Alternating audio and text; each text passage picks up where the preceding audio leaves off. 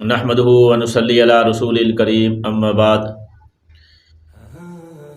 حضرت ابو ایوب انصاری رضی اللہ عنہ فرماتے ہیں کہ ہم ایک دفعہ اللہ کے نبی صلی اللہ علیہ وسلم کی خدمت میں بیٹھے ہوئے تھے کہ اللہ کے نبی صلی اللہ علیہ وسلم کے سامنے کھانا پیش کیا گیا۔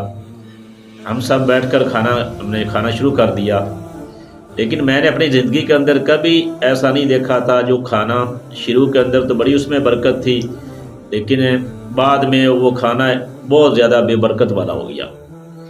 تو میں نے حیرانگی سے اللہ کے نبی صلی اللہ علیہ وسلم سے پوچھا کہ اللہ کے نبی صلی اللہ علیہ وسلم، جب ہم نے کھانا شروع کیا تھا اس وقت بڑی اس میں برکت تھی، اب اس میں بے برکتی کیسی ہو گئی؟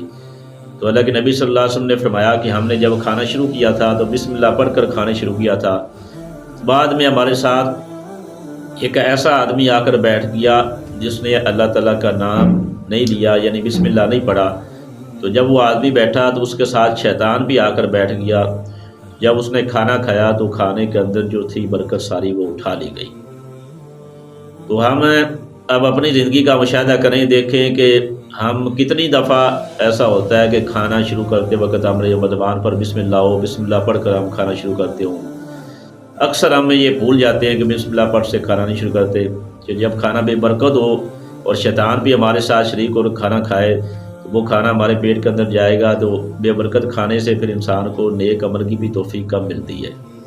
تو اس لیے اس بات کا ہم خیال کریں کہ جب بھی کھانا کھائیں، کوئی بھی کام کریں، تو اس سے پہلے ہم بسم اللہ لازمی پڑھ لیں، تو اس کا شیطان کا عمل دخل اس میں نہیں ہوتا، اور پھر اللہ جل شانہ اس بسم اللہ کی برکت سے اللہ پاک اس پوری چیز کے اندر برکت ڈال دیتا ہے۔ وہ یہ برکت والی چیز جب ہمارے پیٹ میں جائے گی تو اس سے ہمارے کم چیز کے اندر ہمارا پیٹ بھی بھر جائے گا، پھر یہ برکت والی چیز ہمارے پیٹ کے اندر جائے گی تو نیک کام کرنے کی اللہ تعالیٰ آسانیاں بھی ہمارے لیے پیدا کرے گا، اس کو ذوق شوق سے ہم کام بھی کریں گے۔